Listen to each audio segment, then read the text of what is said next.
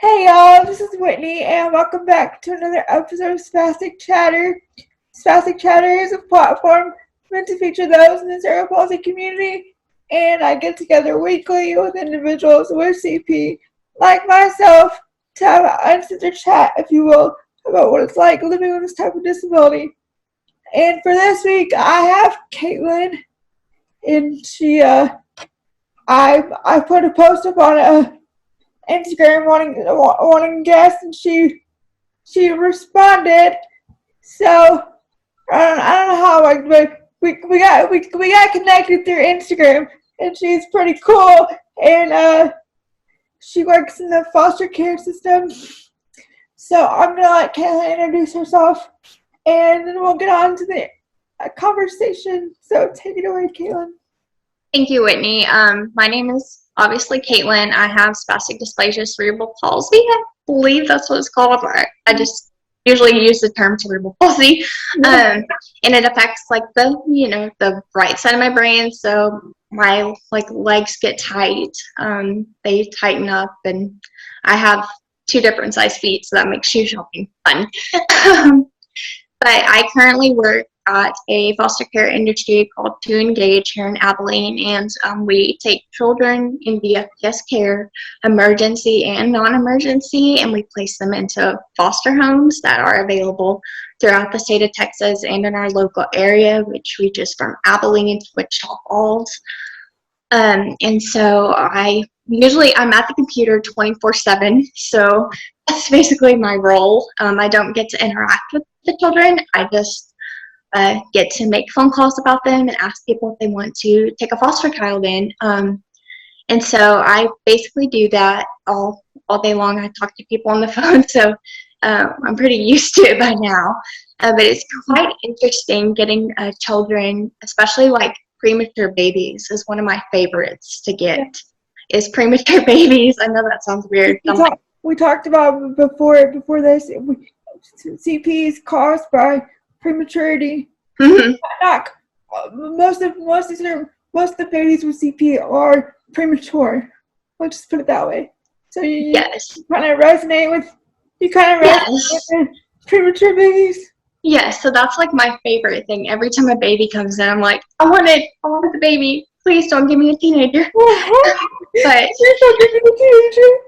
Yeah, I enjoy getting placing babies mostly. I mean, I enjoy placing all my kids, but it's more focused on the babies. And so when I went for my interview, it was all Zoom because we were in the era of COVID, and I was trying to find a job after I graduated from school because I was told, oh, there's so many doors opening, and then COVID hit, and I was like, there's not really any doors opening here. So I had an interview with the CPS in San Angelo and then To Engage. And so I was like, okay, I'm also going to graduate school full time. So I was like, how am I going to do this? How is this going to work? I'm so lost. I have a question, because I like to say that when I go into an interview, my weaknesses, or however you want to say it, my limitations are out on display because I'm in a wheelchair. But how do you think it compared to an in-person interview? Because you did it on Zoom, so you don't walk, and you didn't have to walk. And they don't know, obviously you have spastic diplegia, so you can't tell that you have a disability. Mm-hmm. Do you think your disability might do you think it would have a better impact because you interviewed through Zoom? I honestly, trying to think about it, I had my last in-person interview in March of last year, and so I walked in and I walked with a limp because my legs are two different sizes, and I have some trouble with my hands sometimes, but it's not a lot. So I walked in with a limp and stuff like that, and my balance is obviously off, and it kind of stinks. But I get knocked out more easily. But I think honestly, I think when I'm first approached by people, or people see me, I try to not I kind of diminish my disability a little bit to try to, Yeah. look like I'm normal. And so when I went into my interview for To Engage, they asked me if I had, any limitations or anything I wanted to tell them about myself. I was completely honest and said I had cerebral palsy and I walk, differently. I didn't say funny, but, that's what I Yeah. usually, say to add some humor into it. But I said I walk differently, but, I graduated from college, like everything else is, good except the way I walk. And so I disclosed that to them in the beginning because I thought I would be upfront about it until, I'd be in an office and, they'd say, what's up with you? But I was completely honest, and my interview lasted 20 minutes, and then I got a call back and was like, we want to hire you. And I was like, okay, great, this is awesome. So you don't disclose on your resume that you have a disability? No, ma'am, I do not. Like that's one of the questions I always get is, when do you disclose you have a disability? And I just from my perspective, if my job isn't directly related to disability, I choose not to disclose that I have a disability until that interview. You know what I mean? Yes. I think on a resume is all your, qualifications, like your degree, your references, like your abilities. And so I don't feel like it's important to put that on a resume up front. I feel like, after the interview, you can, if you're open to it, you can disclose, but you don't have to tell. There's I think there's laws out there saying that, discrimination laws. You're not forced to disclose anything if you don't want to. Yes. What got you into foster care? What's your school background? So my school background, I went to McMurray University in Abilene. I don't know if you know about the school because it's so tiny. And so I went there, and I was determined to be a licensed professional counselor. That's what I wanted to be since I had interacted with so many throughout my life. I was like, I'm going to be a counselor. I'm going to help people. And so I went into sociology. And my professor at the time, he's still my favorite professor. I still text him sometimes when I have questions about things. And he's like, so why'd you pick sociology? Because we were at a dinner together, me and 3 other freshmen. I was like, honestly, I don't know. I want to be a counselor. And he's like, if you want to be a counselor, you should have went with psychology. And I was like, I didn't think about it when I put that down. Throughout my educational, I guess, career, you would call it, I went 3.5 years because I had dual credits behind me. But I wanted to extend it out a little bit. I was involved in, the basic gen ed classes. And then I got to take my major classes, my minor classes, and I loved those. I loved interacting with my professors. I enjoyed it so much. I actually got to go on a trip. We had this class called the Civil Rights class, and so I was all excited about that. I was like, I want to learn more stuff, not just the generic, Martin Luther King had a dream stuff, you learn in elementary school. So it was actually an interactive course where we got to travel through Alabama, Mississippi, Memphis, and Arkansas and visit all these museums and walk across the Selma Bridge. And I was like, this is going to be a lot of walking. It's going to be way too much. My side's going to hurt. I'm going to be thinking I have appendicitis because I'm out of shape. But it was honestly one of the most amazing experiences I've ever had. My professors did have concerns about my cerebral palsy, and they kind of brought that up, discreetly. They were like, are you okay with this? Do we need to get a wheelchair? Are you going to be good to do all this walking? I was like, yeah, I got it. I don't need no help from anybody. I got this. And so when I walked across the Selma Bridge, my friends stayed back with me to help me and stuff. But it was empowering. I loved it. I enjoyed it so much. I got to see everything that happened in the civil rights through museums and actually stepping foot to where the bus burned down in Anniston. That was really powerful, and I was like, wow, I am so moved. And then we went to this one museum in Arkansas I forget what it was called. But there was a section on the ADA Act, the American Disability Act, and I found that awesome. Like, I stood there for like at least 30 minutes looking at this one little section. I was like, wow, this is really cool. Yeah. And so my professor comes over and he's like, Kaitlyn, what are you doing? I was like, looking at this plaque. What does it look like I'm doing? But it was like their concerns and their worries about me and like my safety, kind of like, it was like, okay, they're worried about me, they care about me, but I was like, I got this. Like, as long as if you stand behind me on the staircase, like, just in case I fall, I'm good. That's funny. Like, we talked about before we got on the interview, like, you mentioned that, like, when you were growing up, there was like your friends that wanted to help you, and you're like, no, I don't need the help. I don't need the help. No, I got it. Like, I'm independent. Like, have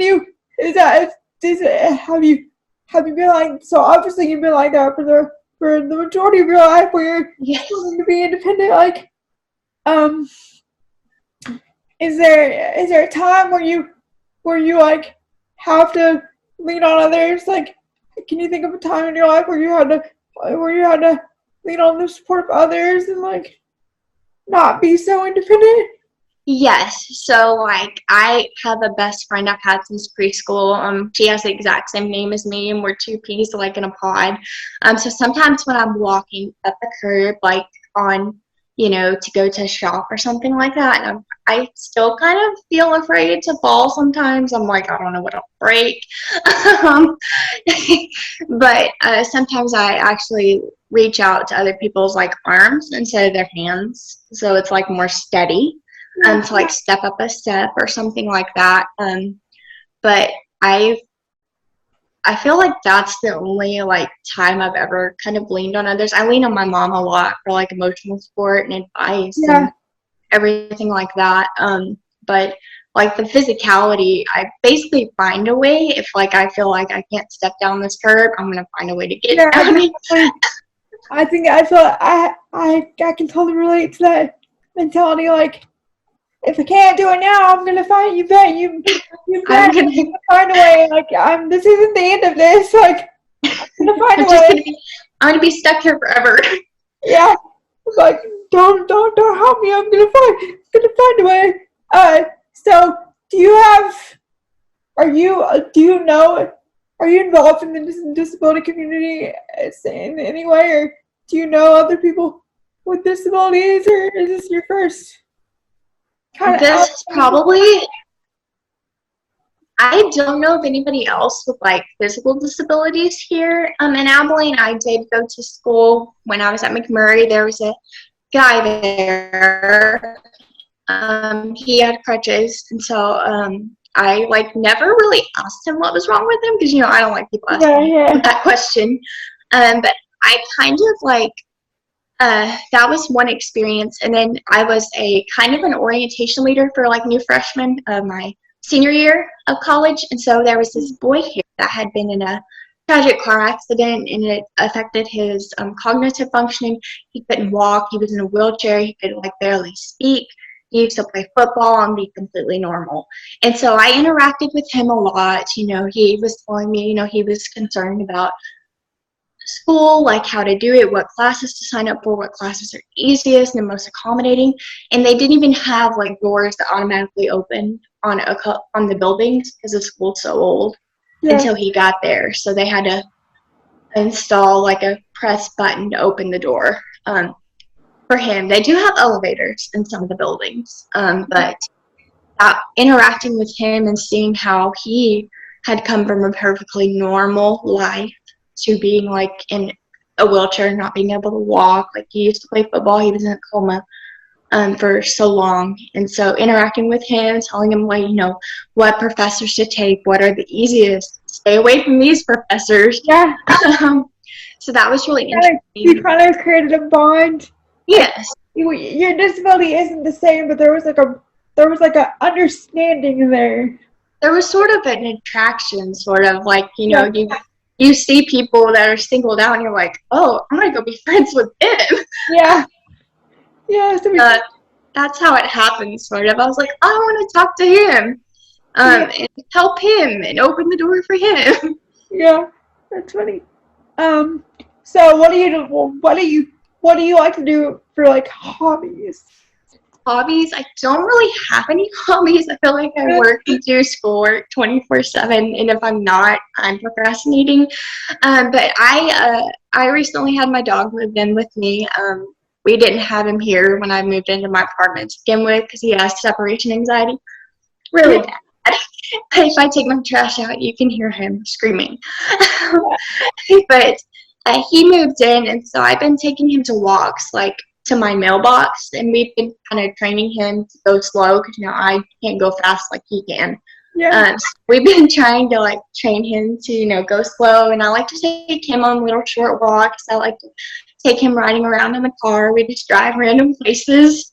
And then I also joined a church group in October, I believe, to kind of like branch out and make some friends here in Abilene since all my college friends, moved away and went on with their lives. But I do that on like Tuesday nights, like a Bible study type thing where like we all talk about like, the book of James or whatever book we're on this week. So that's like my social life. My hobbies do include watching Criminal Minds and other shows like that. My mom you said weird, but I like that's my kind of show. You said that you were going to grad school. Like what are you studying in grad school? So I'm doing my master's of social work right now. I finished. This is my second semester, and I'll possibly be done in August of 2022 if I locate an internship. But I've been trying to work on that these past couple weeks. Like with COVID and everything is not going good. Yeah. So I have like two more questions for you. Since you're going to grad school and everything, what is your future, like what are your plans for your future? My plans for my future, I want to eventually, I don't want to be a licensed clinical social worker, which is what you do on like the counseling side. I want to work in a hospital. I thought about like my main hospitals that I've been looking at on Indeed, just like visualizing, seeing what's out there. I would love to go back and work at the Texas Scottish Rite Hospital in Dallas, which is where I was treated for my cerebral palsy throughout my childhood. Or Baylor Scott and White looks like a great hospital, or stay here in Abilene. That's cool. Awesome. So at the end of every interview, I always ask my guests if they have any advice for others who might be in situations as themselves. So do you have any advice for others that either wanting, or they're just starting their career, or just any advice in general? My advice would be just keep trying, keep calling people, be annoying at least once a week, because finding a job and stuff, especially nowadays, is really difficult due to the pandemic and everything shutting down. You just have to be kind of patient, because I remember telling my mom I'm never going to find a job, I'm never going to be employed, this stinks, I'm never going to be able to move out of y'all's house and be independent. But I would just keep, searching, keep following up at least once a week. Don't be annoying like I am and call every single day and leave voicemails. But I would just, keep trying and pursue your goals, whatever your goals may be. Just keep looking for the end game. I mean, there's what a counselor once referred to me as beginning, a middle, and end of every life stage that you have.